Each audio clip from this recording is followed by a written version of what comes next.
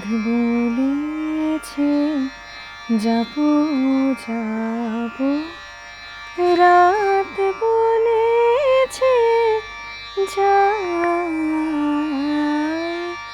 সাগর বলে কুল মিলেছে, আমি তো নাই।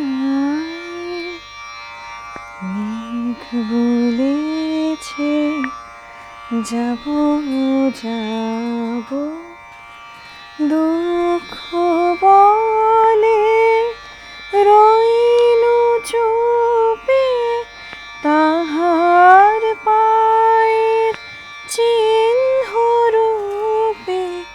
দুঃখ বলে রইনু চুপে, তাহার পায়ের চিহ্ন রূপে। আমি বলে মিলাই আমি আর কিছু না চাই। মেঘ বলেছে যাবো যাবো, ভুবন বলে তোমার তরে আছে বরণমালা। গগন বলে তোমার তরে লক্ষ প্রদীপ জ্বালা। ভুবন বলে তোমার তরে আছে বরণমালা। গগন বলে তোমার তরে লক্ষ প্রদীপ জ্বালা। প্রেম বলে যে যুগে যুগে তোমার লাগি আছি জেগে। প্রেম বলে যে যুগে যুগে তোমার লাগি আছি জেগে। মরণ বলে আমি তোমার জীবন তরে বাই। মেঘ বলেছে যাবো যাবো, রাত বলেছে যাই, সাগর বলে কুল মিলেছে, আমি তো আর নাই। মেঘ বলেছে যাবো যাবো। বেশ, খুব ভালো লাগলো। আজকে না মেঘইর মেদুরই রম্বরম, আকাশ মেঘে ঢাকা, আমরা মেঘের গান শুনলাম। চমৎকার। আসলে কি জানিস, রবীন্দ্রনাথের মতো একজন এত বড় মাপের একজন কবি, একজন সঙ্গীত স্রষ্টা, তার কথা শুনতে যেমন ভালো লাগে, ভাবতে ভালো লাগে, কথা বলতেও ভালো লাগে, তাই না? এই জেঠু, আজ একটু রবি ঠাকুর আর কালিদাসের কথা শুনি।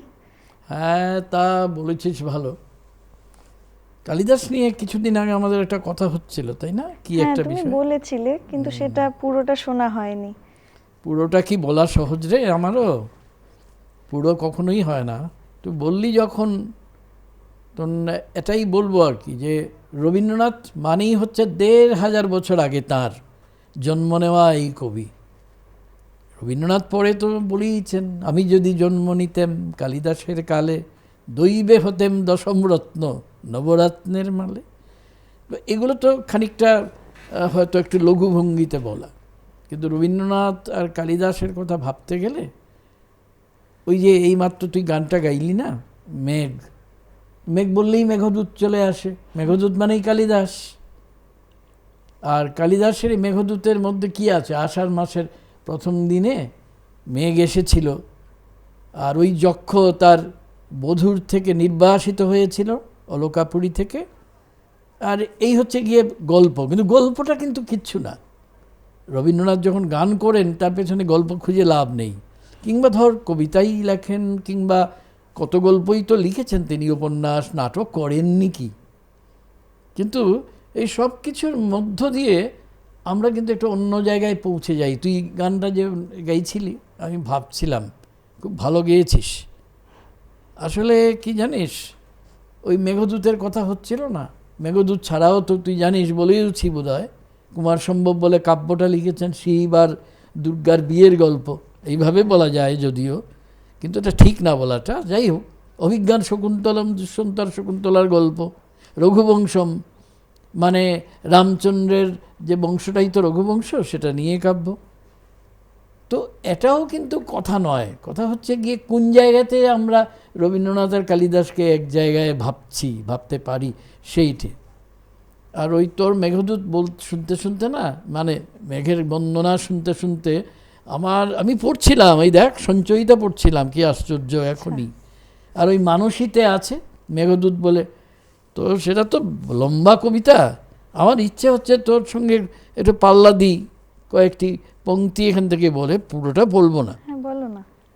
তাদের সবার গান তোমার সঙ্গীতে পাঠায়ে কি দিলে কবি। এই কবি কিন্তু কালিদাসকে লক্ষ্য করে বলছেন রবীন্দ্রনাথ। দিবসে নিশীথে দেশে দেশান্তরে খুঁজি বিরহিণী প্রিয়া, শ্রাবণে জাহ্নবী যথা যায় প্রবাহিয়া, টানিলয়ে দিশান্তের বাড়িধারা, মহাসমুদ্রের মাঝে হতে দিশাহারা। আর এই দিশাহারা হয়েও একজন কাউকে একটা খোঁজ আছে। এবার পথ দিয়ে চলতে চলতে কিসের জন্য যাই আমরা? কিছু একটা খোঁজার জন্যেও যাই, পাওয়ার জন্যে যাই কিনা জানি না, কিন্তু আসল ব্যাপারটা হচ্ছে পাওয়ার চেয়েও বড় হচ্ছে খোঁজ। লোভিয়াছে বিরহের স্বর্গলোক, যেথা চির নিশি জাপিতেছে বিরহিণী প্রিয়া, অনন্ত সৌন্দর্য মাঝে একাকী জাগিয়া। দেখ, সামান্য কয়েকটা পংক্তি পড়লাম। এই যে অনন্ত, এই যে সৌন্দর্য, এগুলো কালিদাসও খুঁজেছেন, রবীন্দ্রনাথও খুঁজেছেন। আর কালিদাস ওইখানেই রবীন্দ্রনাথকে সব সময় একটা প্রেরণা দিয়ে গেছেন, সুন্দরের প্রেরণা। তো একটু সংস্কৃত বলি, কিন্তু তোরা তো আজকালকার ছেলে মেয়ে শুনতে ভালোবাসিস না, কিন্তু ভারী সুন্দর শ্লোকটা। রম্যাণি ভিক্ষা মধুরাংশ্চ নিশম্য শব্দান, পরিয়ুৎসুক ভবতি যৎ সুখিতোপি জন্তু, তচ্চেতসা স্মরতি নূনম অবোধপূর্বম, ভাবস্থিরাণি জননান্তর সৌহৃদানি। তো এই কথাটার মানে কি? এই যে চমৎকার শ্লোকটা আমি বললাম, এটা আছে অভিজ্ঞান শকুন্তলম নাটকে, পঞ্চম অঙ্কে। এর মানে হচ্ছে সুন্দর জিনিস দেখে, মধুর জিনিস শোনে, আমাদের মন যে হঠাৎ আনমনা হয়ে ওঠে, উৎসুক হয়ে ওঠে, এর মানে হচ্ছে যে আমরা আসলে বুঝতে পারি না, পুরনো কোনো এক জন্মের স্মৃতি আমাদের উদ্বেল করে তোলে। আমাদের মন কেমন করে ওঠে, বলে না, মন মোর মেঘের সঙ্গী জাতীয়, মনটা যেন কেমন করে ওঠে। তো এই যে মন কেমন করে ওঠা, এটাই কি কালিদাসের কাছ থেকে, মেঘদূতের কাছ থেকে, বা অভিজ্ঞান শকুন্তলমের কাছ থেকে রবীন্দ্রনাথ নিয়েছেন? না, সেটা বলছি না। আমি যেটা আসলে বলতে চাইছি, যে এটার মধ্যে আমাদের অনুভবের নানা ব্যাপার আছে। এবং মধুসূদনের কথা কিছুদিন আগে আমরা 200 বছর তার পূর্ণ করলাম। এই সমস্ত বড় কবি কিন্তু একই রকম, তারা আমাদের মনকে আনমনা করে দেন, গভীরের দিকে নিয়ে যান, এইসব আর কি। যাই হোক, এটা এইসব বললে আবার তোরা আজকালকার ছেলে মেয়ে কী ভাববি আমি জানি না। আসলে কথা হচ্ছে না, ওই মেঘদূত যে মানসী থেকে আমি একটু অংশ শোনালাম একটু আগে, এই সব কিছুর মধ্য দিয়ে আসলে কোথাও যেন মনে হয় একটা চলা, সবসময় চলছে সব কিছু। এই কালিদাসও চলেছেন, মেঘদূত মানে কি? কোথা থেকে কোথায় চলে গেল মেঘ, না? দূত পাঠালো তো যক্ষ, হ্যাঁ, এবং চলে গেল কোথায়? কোথায়? হিমালয়ে, সেখান থেকে সেখানে চলে গেল। যার যাত্রা শুরু হয়েছিল উজ্জয়িনীর কাছ থেকে, মানে মধ্যপ্রদেশ, আজকের যে ভারতবর্ষে যেটা মধ্যপ্রদেশ, সেখানের কোনো একটা জায়গা থেকে শুরু হলো। তার মানে একটা যাত্রা। এই যাত্রার আরম্ভ আছে, শেষ নেই। ধর তুই যে এত বড় হলি আমাদের সবার চোখের সামনে, তোরও তো একটা যাত্রা। যাত্রা তোর আরম্ভ হয়েছে, আমাদের যাত্রা বোধহয় শেষের দিকে, নাকি? কিন্তু তোর যাত্রা শুরু হয়েছে। আর দেখ, এই চলাটাই হচ্ছে আসল। ঋগ্বেদ আছে আমাদের, সেই ঋগ্বেদের মধ্যে একটা চমৎকার মন্ত্র আছে, আমি একটু শোনাতে ইচ্ছে হচ্ছে। তোর এর মধ্যে ওই চলার কথাই আছে।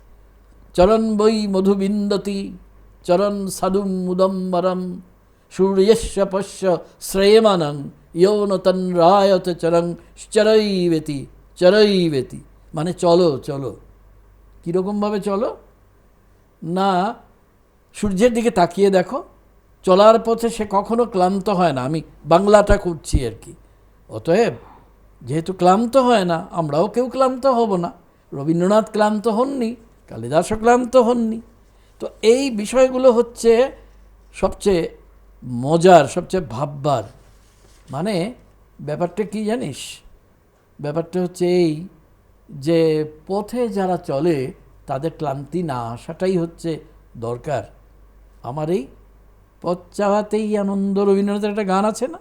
হ্যাঁ। তো জেঠু জানো, আজ বাইরে একটা আসর হয়েছে, তাই? চলো না আমরা দেখি গে কি করছে ওরা। বেশ বেশ, ভালো কথা, ভালো বলেছিস, চল যাই।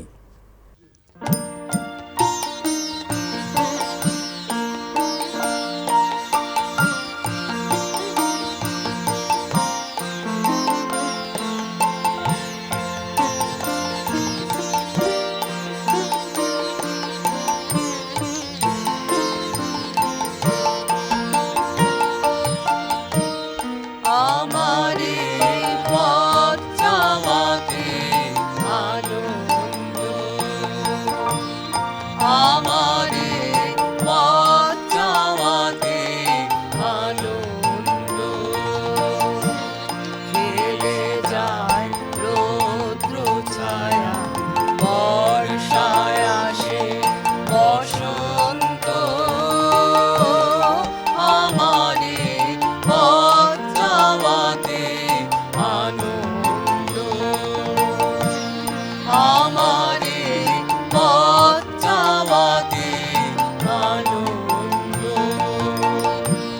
কারাই সমুখ দিয়ে আসে যায় খবর নিয়ে, কারাই সমুখ দিয়ে আসে যায় খবর নিয়ে, খুশি নয় আপন মনে বাতাস বহে,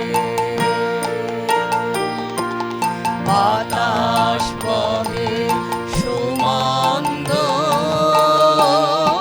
আমারে পথ চাওয়াতে আনন্দ, আমারে পথ চাওয়াতে আনন্দ।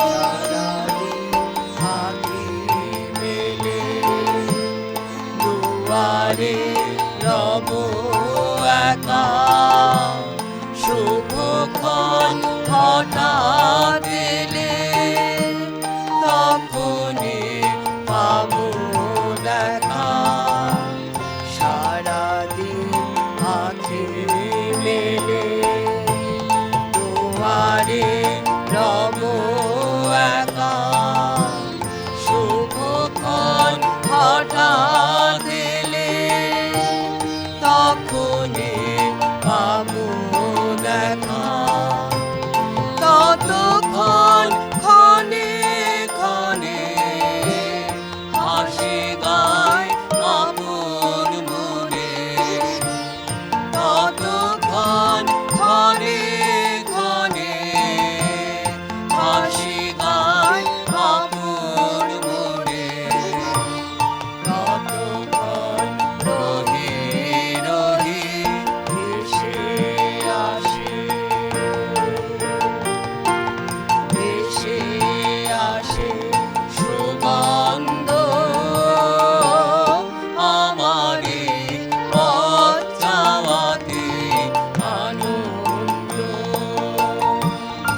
আমারে পথ চাওয়াতে আনন্দ খেলে যায় রৌদ্র ছায়া বর্ষায় আসে বসন্ত আমারে পথ চাওয়াতে আনন্দ আমারে পথ চাওয়াতে আনন্দ।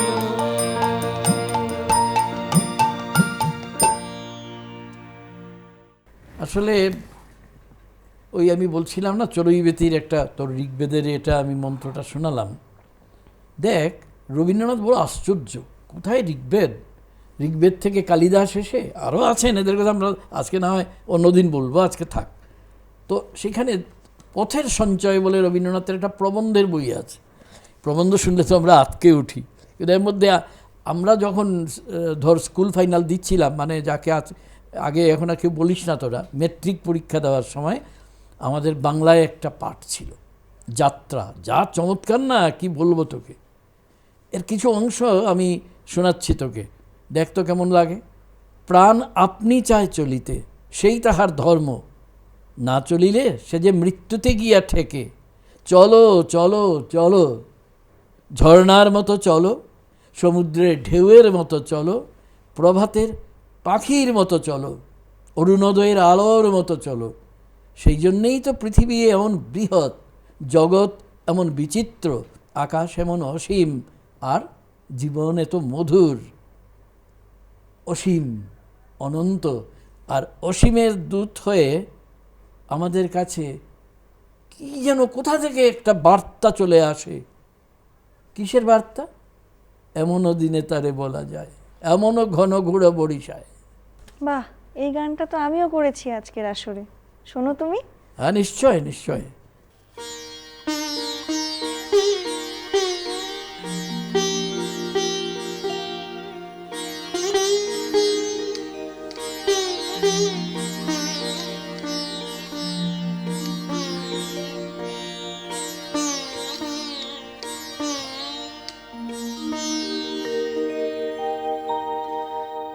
এমনও দিনে তারে বলা যায়, এমনও ঘন ঘোর বরিশায়,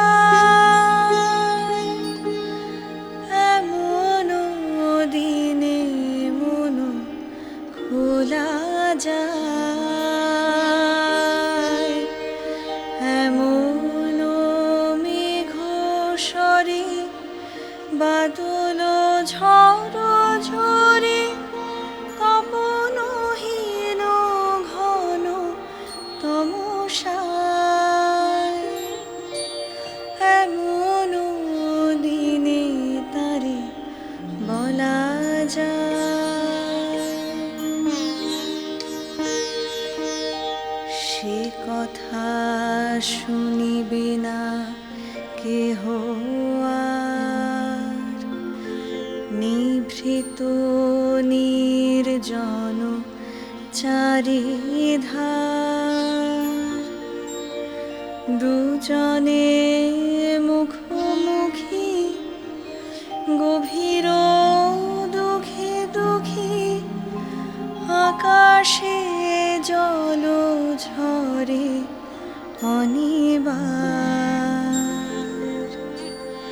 জগতে কেহ যেন নাহি আর,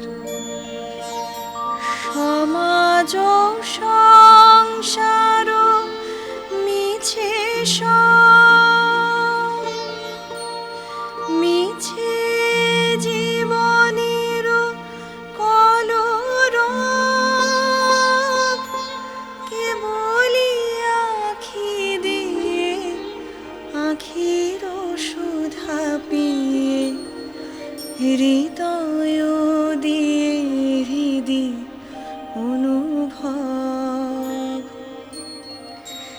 আধারে মিশে গেছে আর সব, তাহাতে এ জগতে ক্ষতিকার নামাতে পারি যদি মনোভার শ্রাবণ বরিশনে একদা গৃহকোণে দু কথা বলি যদি কাছে তাহাতে আসে যাবে কি বা কার ব্যাকুল বেগে আজি বহে বায় বিজুলি থেকে থেকে চমকায় যে কথায় জীবনে রহিয়া গেল মনে সে কথা আজি যেন বলা যায় এমন ঘন ঘোর বরিশায় এমন দিনে তারে বলা যায় এমন ঘন ঘোর বরিশায় এমন দিনে তারে বলা যায়।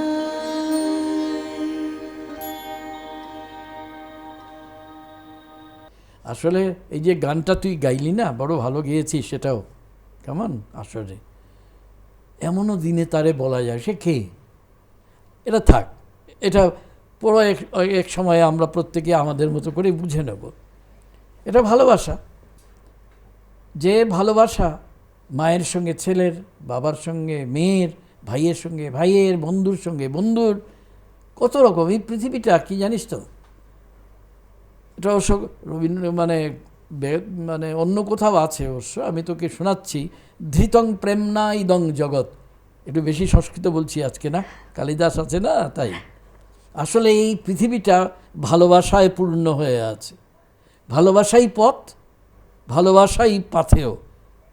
একটা তখন রবীন্দ্রনাথ, আবার সেই রবীন্দ্রনাথ, তুই রবীন্দ্রনাথের কথা শুনতে চাইছিস তো, তিনি জড়তার বিরুদ্ধে একটা যুদ্ধ চালিয়ে যাওয়ার কথা বলেছেন। সেই যুদ্ধে তুইও যুদ্ধ করছিস, পরবর্তীকালে আরও করবি, আগামীতেও আমরা সবাই করেছি, সবাইকে করতে হয়। কিন্তু একই জায়গায় রবীন্দ্রনাথ বলছেন, শুন এটা, একই প্রথার মধ্যে বসিয়া বসিয়া জীবনের মধ্যে জড়তা আসে, এই বৃহৎ পৃথিবীকে বোধ করিতেই পারে না। তখনই সোনার কাঠি, ছেলেবেলায় পড়েছিস না সোনার কাঠি রূপোর কাঠি, সেই সোনার কাঠির এটা অন্যরকম মানে রবীন্দ্রনাথ করছেন। সোনার কাঠি খুঁজিয়া বাহির করিতে হইবে, তখনই দূরে পাড়ি দেওয়া চাই। তখন এমন একটা চেতনার দরকার, যাহা আমাদের চোখের মনের রুদ্ধদ্বারে কেবলই নূতন নূতন নূতনের আঘাত দিতে থাকিবে। কি বৃহৎ, কি সুন্দর, কি উন্মুক্ত এই জগৎ, কি প্রাণ, কি আলোক, কি আনন্দ। আর তখনই বর্ষাকে বাদ দিয়ে চলে না, বুঝলি? আর তখনই আসে মেঘমল্লারের বার্তা। তুই তো গান টান জানিস ভালো, মেঘমল্লার বলিস আর মিয়াকি মোল্লার বলিস। ওই তখন কি দেখি আমরা আষাঢ়ের জন্য অপেক্ষা করি, শ্রাবণের জন্য অপেক্ষা করি, আষাঢ়কে বন্দনা করি। আবার এসেছে আষাঢ়, আকাশ হচ্ছে।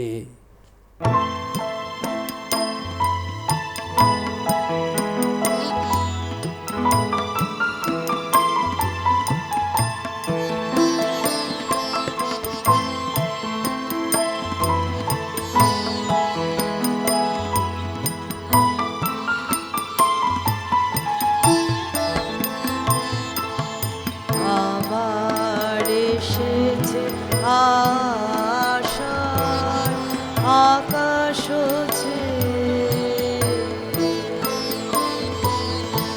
আবার এসেছে আষাঢ়, আকাশ হচ্ছে। আসে বৃষ্টির সুবাস বাতাস বেয়ে, আবার এসেছে আশা আকাশ ছেয়ে।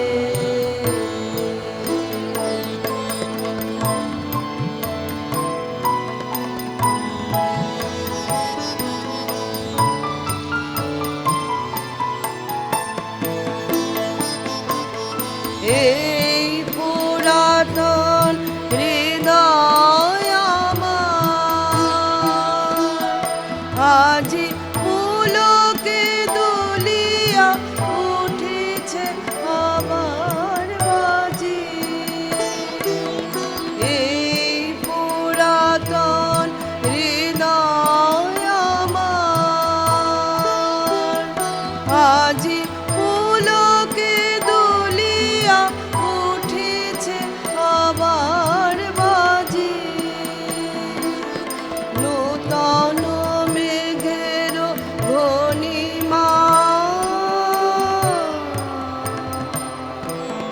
পানেছে,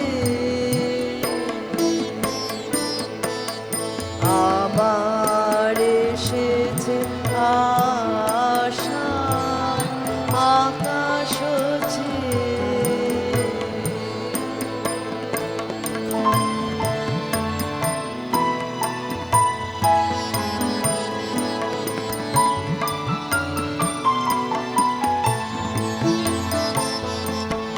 রহিয়া রহিয়া বিপুল মাঠের পরে নব তৃণ দলে বাদলের ছায়া পড়ে। রহিয়া রহিয়া বিপুল মাঠের পরে নব তৃণ দলে বাদলের ছায়া পড়ে। এসেছে এসেছে এই কথা বলে প্রাণ। এসেছে এসেছে উঠিতেছে এই গান। নয়নে এসেছে হৃদয়ে এসেছে আবার এসেছে আশা আকাশ ছেয়ে। আবার এসেছে আশা আকাশ ছেয়ে।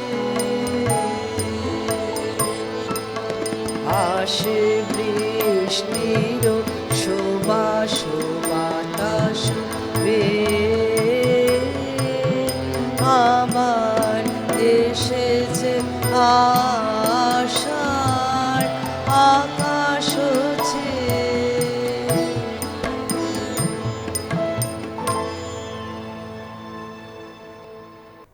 আসলে বিষয় কি জানিস, সেই আবার কালিদাসে ফিরে আসতে হয়। কালিদাস মানেই বর্ষা ঋতু। তো এমন না যে তিনি কেবল মেঘদূত কাব্যই লিখেছেন। মেঘদূত লেখার আগে তিনি আরেকটি কাব্য লিখেছিলেন। যারা সংস্কৃত পড়েছে বেশি তারা জানে, এটার নাম হচ্ছে ঋতু সংহার। বুঝলি, 6 ঋতুর বর্ণনা আছে। আমি ওইটার মধ্যে যাচ্ছি না, আমাদের তো আজকে আকাশ বাতাস জুড়ে শুধু বর্ষার আমন্ত্রণ। তাই ওইখানে বর্ষা বর্ণনা করতে গিয়ে এক ধরনের আশীর্বাদ দেওয়ার মতো করে, বুঝলি, যেন কালিদাস একটা উচ্চারণ করেছিলেন। এটাও সংস্কৃত, এটা শুনে নে তুই। জলদ সময় এসব প্রাণিনাং প্রাণহেতু, প্রাণীদের প্রাণের কারণ। দিশতু তব হিতানি প্রায়শ বাঞ্ছিতানি, যা আমরা বাঞ্ছা করি, কামনা করি, চাই। কি চাই? মঙ্গল চাই। রবীন্দ্রনাথই বল আর কালিদাসই বল, তারা কিন্তু সুন্দরের সঙ্গে সব সময় কল্যাণের সম্পর্ক, একটা মঙ্গলের সম্পর্ক একটা খুঁজে নিয়েছেন। এই জন্যে রবীন্দ্রনাথই বল আর কালিদাসই বল, মেঘ ও বর্ষাকে সবসময় কল্যাণের সঙ্গে, সুন্দরের সঙ্গে, ভালোবাসার সঙ্গে তারা সম্পর্কিত করে নিয়েছেন। আর তখন মনে হয় সত্যি, জানিস, পৃথিবীটা বড় সুন্দর, এত লাবণ্যময়, লাবণ্যে পূর্ণ সব কিছু।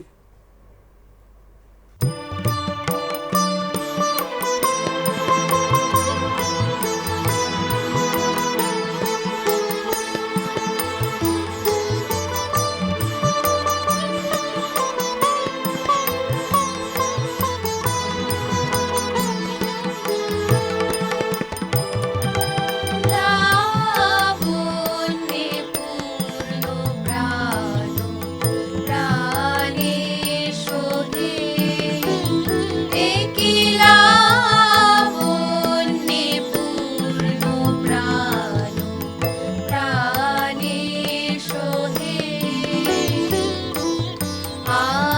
আনন্দ বসন্ত সমাগমে, একি লাবণ্যে পূর্ণ প্রাণ প্রাণে সহে, বিকশিত প্রীতি কুসুম হে, আনন্দ বসন্ত সমাগমে, বিকশিত প্রীতি কুসুম হে,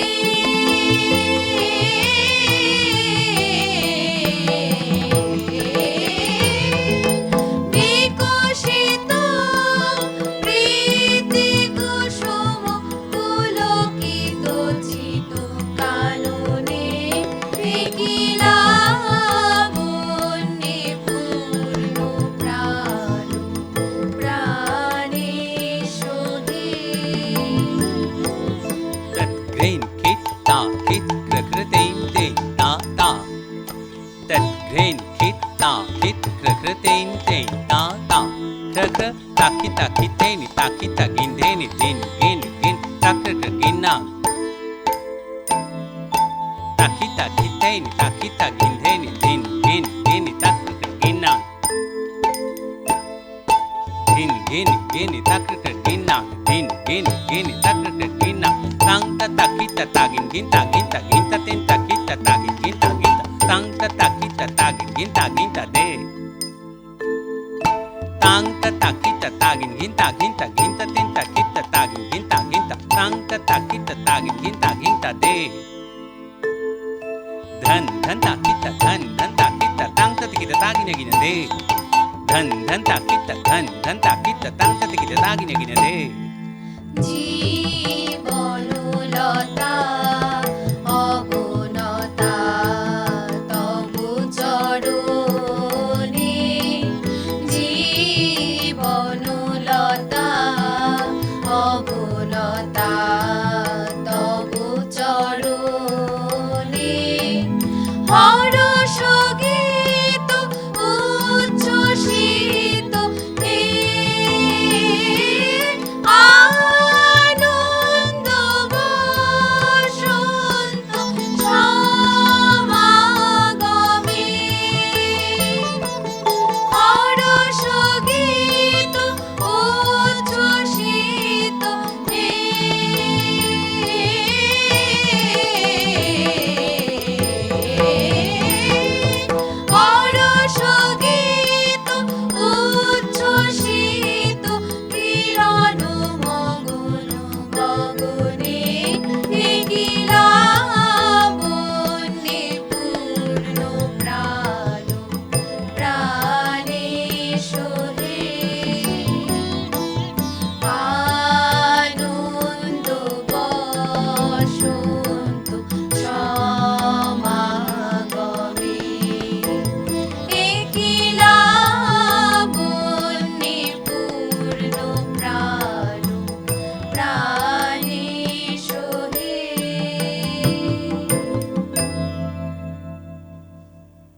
তো এই যে গানটা, লাবণ্যে পূর্ণ প্রাণ প্রাণে সহে, এক প্রাণেশ্বর উদ্দেশ্যে নিবেদন নিশ্চয় রবীন্দ্রনাথের।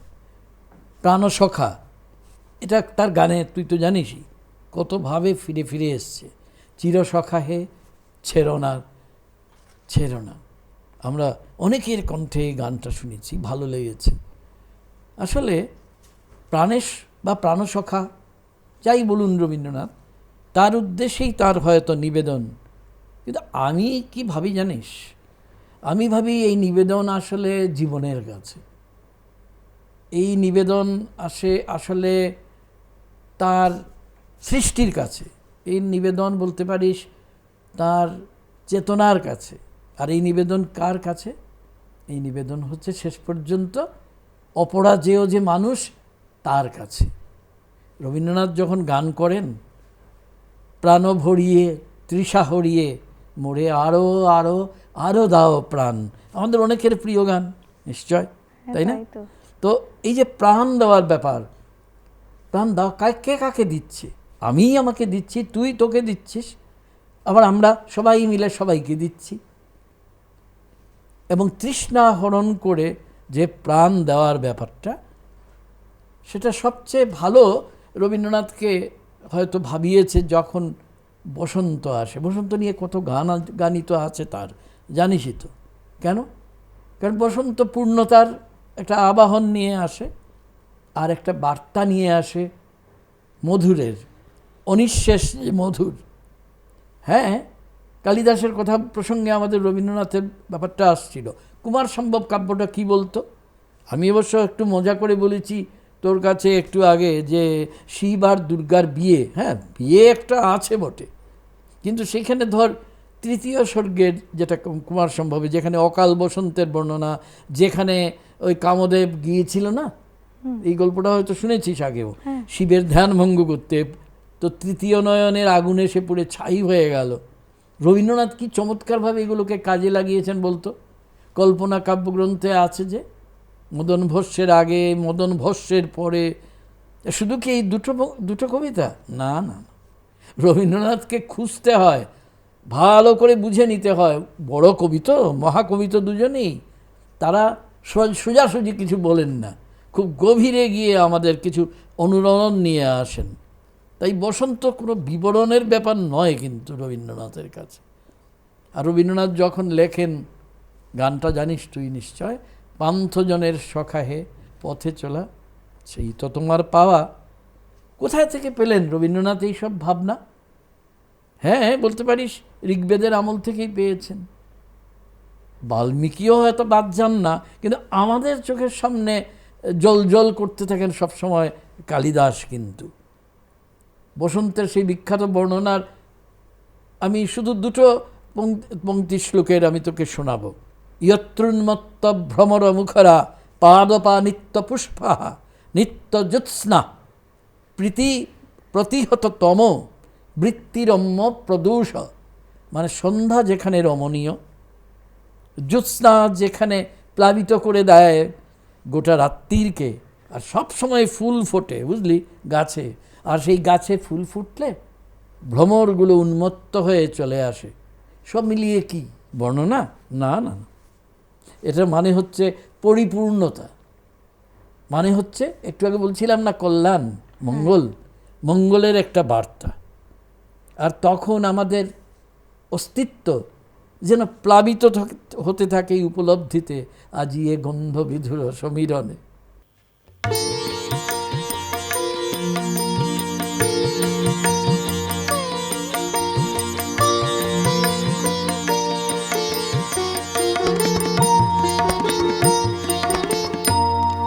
আজি এই গন্ধ বিধুর সমীরণে, আজি এই গন্ধ বিধুর সমীরণে, কার সন্ধানে ফিরি বনে বনে, গন্ধ বিধুর সমীরণে, আজি এই গন্ধ বিধুর সমীরণে।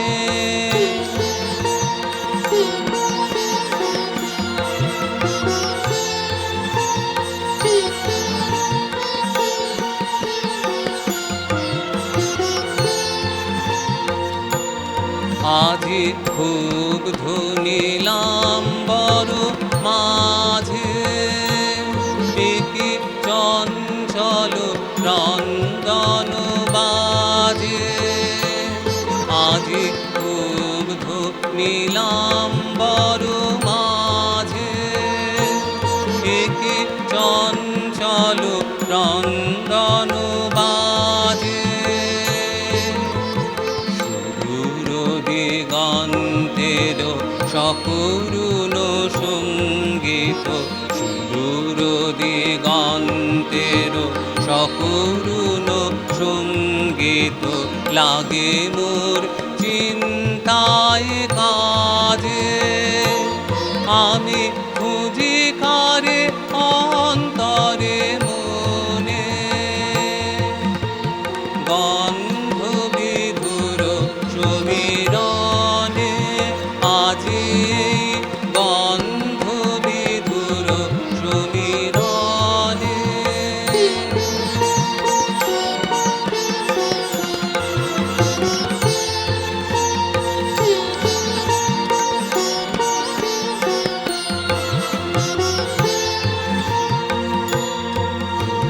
জানি না কি নন্দন রাগে, সুখে উৎসুক যৌবন জাগে। ওগো জানি না কি নন্দন রাগে, সুখে উৎসুক যৌবন জাগে। আজি আম্র মুকুল সৌগন্ধে, নব পল্লব মর্মর ছন্দে। আজি আম্র মুকুল সৌগন্ধে, নব পল্লব মর্মর ছন্দে। চন্দ্র কিরণ শোভা সিঞ্চিত অম্বরে, চন্দ্র কিরণ শোভা সিঞ্চিত অম্বরে, অশ্রু সরস মহানন্দে। আমি পুলকিত তার পরশনে, গন্ধ বিধুর সমীরণে। আজি গন্ধ বিধুর সমীরণে, আর সন্ধানে ফিরে বনে বনে, গন্ধ বিধুর সমীরণে। আজি গন্ধ বিধুর সমীরণে।